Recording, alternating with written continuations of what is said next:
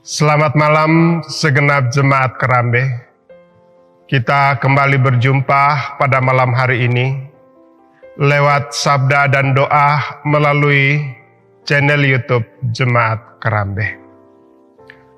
Sebelum kita beristirahat, mari kita menghadap hadirat Tuhan sejenak. Kita mempersiapkan seluruh keberadaan dan hidup kita, bahkan kita bersyukur atas segala tuntunan penyertaan Tuhan sepanjang satu hari ini. Dengarkanlah pujian untuk kemuliaan Tuhan.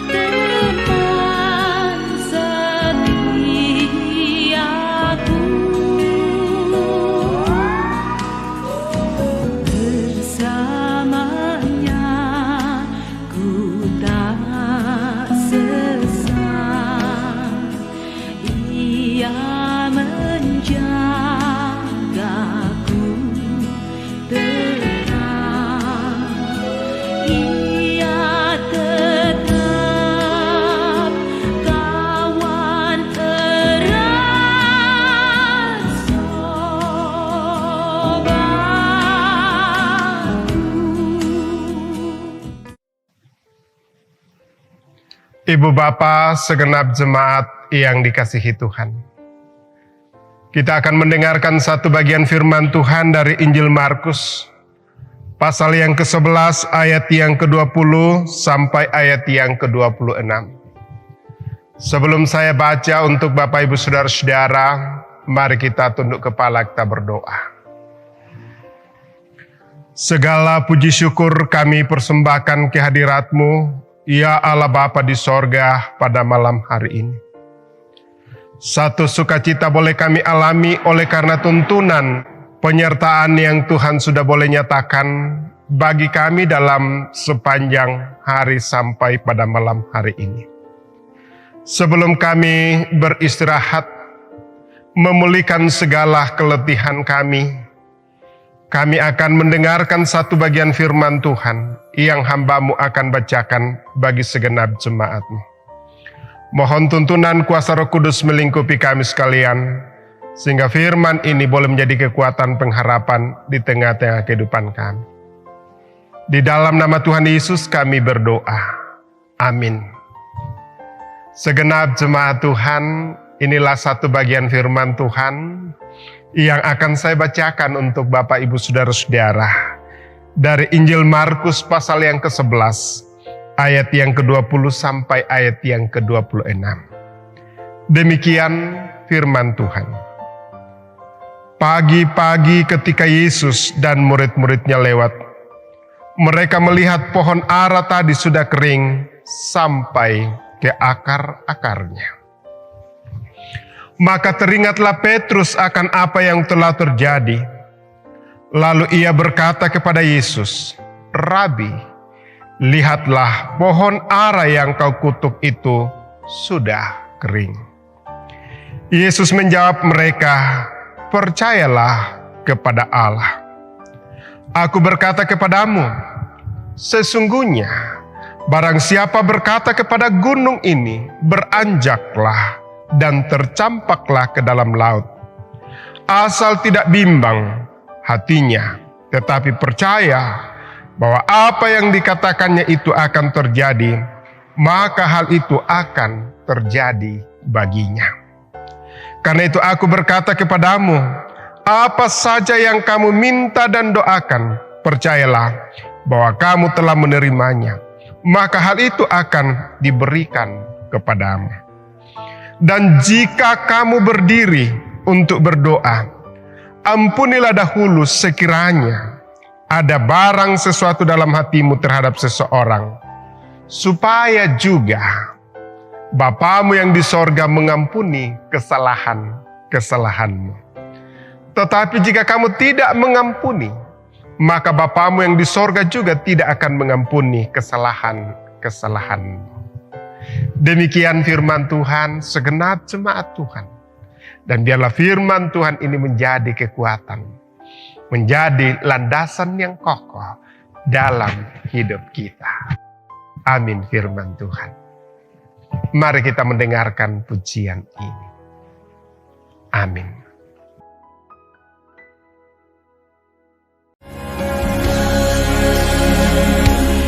Aku mengasihi Engkau Yesus dengan segenap hatiku.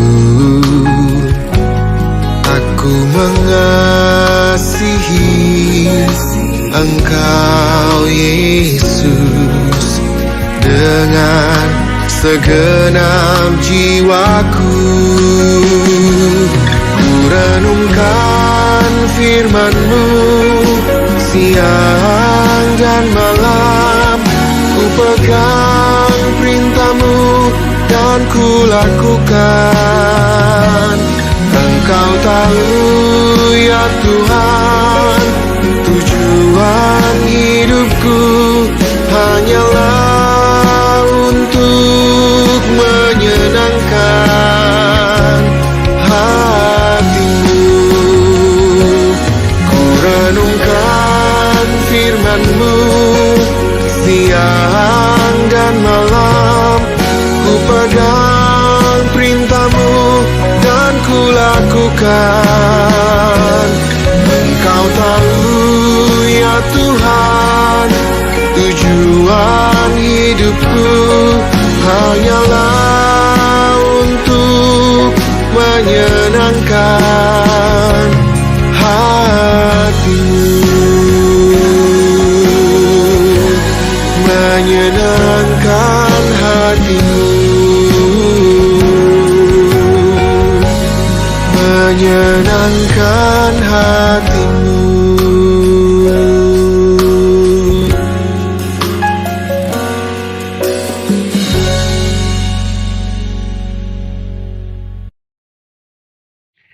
Ibu bapa, saudara-saudara yang dikasihi Tuhan, dari firman Tuhan yang telah kita dengarkan pada malam hari ini, memberikan kita satu perenungan, hal doa, Diona kapas sambayangan. Ibu bapa, saudara-saudara segenap jemaat yang dikasihi Tuhan, seorang teolog dan seorang reformator, yaitu John Calvin, mengatakan gambaran tentang napas sebagai bagian iman Kristen. Ia mengatakan bahwa doa adalah hidup orang percaya. Artinya, orang Kristen tidak bisa hidup tanpa doa. Sama seperti seseorang manusia yang sudah gagal bernapas, maka sudah pasti ia mati. Manusia tidak bisa hidup tanpa napas. Dan itu berlangsung terus-menerus. Tidak ada yang dikatakan istirahat, libur, atau cuti bernapas. Dimanapun kita berada, ibu bapak, saudara-saudara, dalam kondisi apapun kita selalu bernapas. Karena napas itu menandakan bahwa kita itu masih hidup. Dalam bacaan yang diceritakan tentang kualitas hidup orang percaya yang ditentukan dengan iman yang sungguh-sungguh, Petrus seolah-olah takjub ketika melihat pohon ara yang sebelumnya dikutuk oleh Yesus dan akhirnya mati. Walaupun sebenarnya Yesus hanya mengatakan agar pohon ara itu tidak akan berbuah lagi. Pohon ara adalah gambaran orang Yahudi yang tidak dapat lagi menunjukkan hidup sebagai umat Allah, umat pilihan Allah, umat yang diberikan mandat untuk menjadi berkat bagi orang lain. Buah-buah iman mereka sudah tidak nampak lagi. Walaupun mereka masih melakukan ibadah dengan rutin. Ibadah mereka hanya sekedar ritus saja. Satu kebiasaan saja. Atau satu bagian dalam kehidupan. Namun tidak bermakna dan syarat dengan kemunafikan. Yesus sangat menekankan tentang iman dan doa. Peran doa dalam kehidupan orang percaya sangat besar.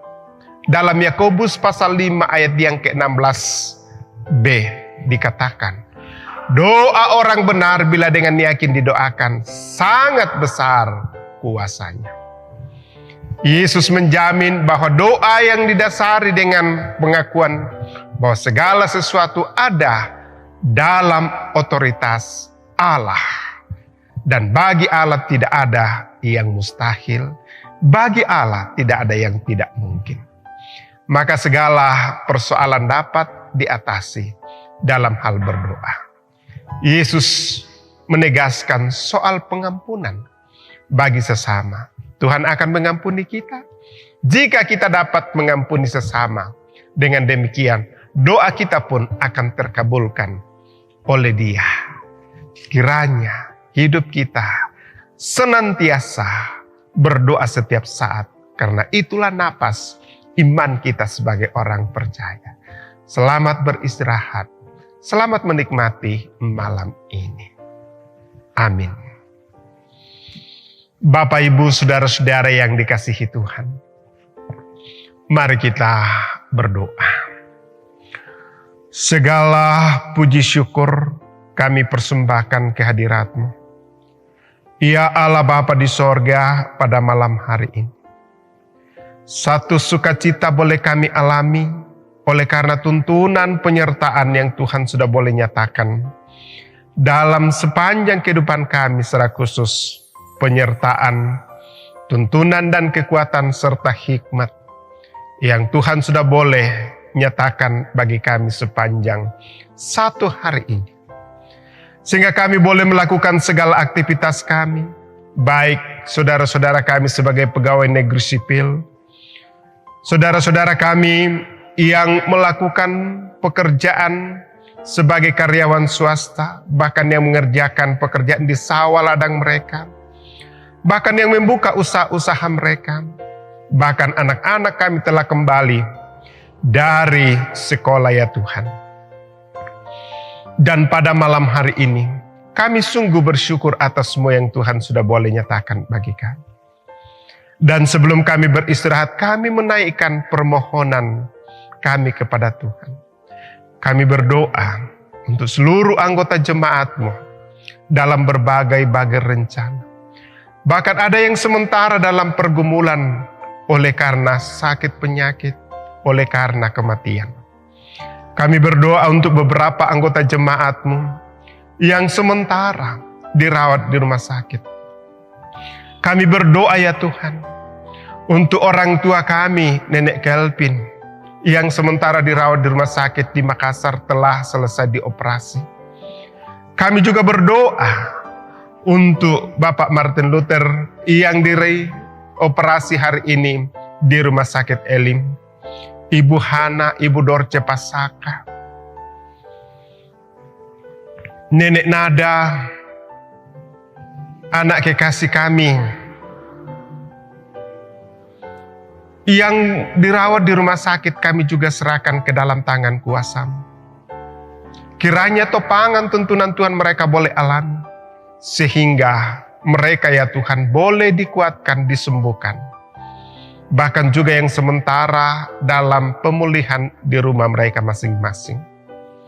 Kami serahkan ke dalam tangan kuasa, diberkati dan ditopanglah mereka ya Tuhan, sehingga boleh kokoh kuat, bahkan keluarga yang mendampingi Tuhan berkati. Demikian juga yang sementara dalam duka cita, secara khusus kami berdoa untuk saudara kami, Bapak Martin Sedo bersama dengan Ibu Arni Lebang yang dalam duka cita. Di mana anak kekasih Bonik telah mengalami kematian. Dan kami berdoa, kiranya Tuhan menghiburkan, menguatkan keluarga. Sehingga mereka melihat dalam mata iman mereka. Dan kami boleh menyadari bahwa kami ini panah dan ringkih. Tapi Tuhan telah memberikan kami kekekalan. Kami juga berdoa ya Tuhan untuk seluruh anggota jemaat dalam masa-masa lansia. Kami serahkan seluruh ke dalam tangan kuasa-Mu, diberkati dan ditopanglah mereka ya Tuhan. Sehingga boleh menjalani kehidupan walaupun secara fisik sudah banyak keterbatasan. Juga Tuhan kami berdoa untuk majelis gereja, pengurus EIG, berikan kekuatan kemampuan untuk menata pelayanan di Jemaat Karambe. Juga ya Tuhan, kami berdoa untuk rencana persidangan PWGT Klasisi yang ke-9 yang akan diadakan di Jemaat Karambe pada tanggal 5 dan tanggal 8. Tuhan senantiasa topang tuntun. Juga Tuhan, kami akan mengadakan perjamuan kudus sedunia yang akan dilakukan pada tanggal 9. Kami serahkan seluruh ke dalam tangan kuasa-Mu. Diberkati dan ditopanglah kami untuk mengambil bagian. Dan kami boleh mengamini bahwa Yesus telah mati dan bangkit dan memberikan kami kehidupan yang kekal. Rencana-rencana seluruh kehidupan jemaat-Mu di Jemaat Karambe secara khusus dan juga dalam gereja Toraja dan seluruh orang beriman, kami serahkan ke dalam tangan kuasa-Mu. Bangsa dan negara kami tetap serahkan ke dalam tangan kuasa-Mu. Topangan tuntunan Tuhan boleh mereka alami dan boleh menjadi berkat secara khusus pemerintah Kabupaten Toraja Utara. Berkati Bapak Bupati bersama dengan seluruh kepala dinas dan semua yang terlibat dalam pemerintahan. Tuhan berkati.